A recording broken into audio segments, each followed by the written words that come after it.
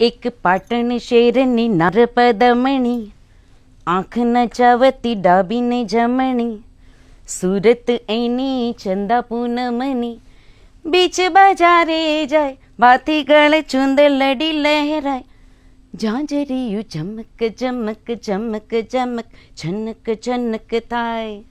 હાવભાવ અને હાથની મુદ્રાની વાત છે. હવે મને લાગે 1 મે આવી રહી છે, ગુજરાત દિવસ છે આપણો, હે ને?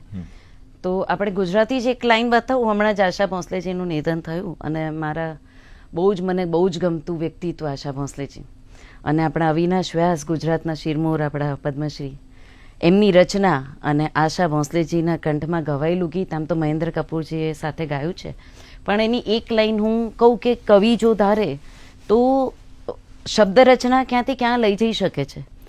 જેમ કે હવે એક રચના છે એમની, પાટણ શેર. પાટણના પટોળા તો વખણાય જ છે, પણ પાટણ શેરની નાર બી કેવી, એનું વર્ણન બી કેવું.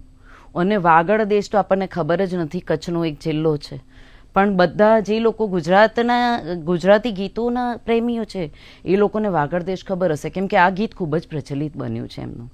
તો એની એક લાઈન મને બહુ જ ગમે છે. ગુજરાતી, આજે ગુજરાતી નજીક છે એટલે હું ગુજરાતી ઉપર એક એક્સપ્રેશન્સ બતાવીશ, એક જ લાઈન ખાલી. જી, હવે આની રચના છે.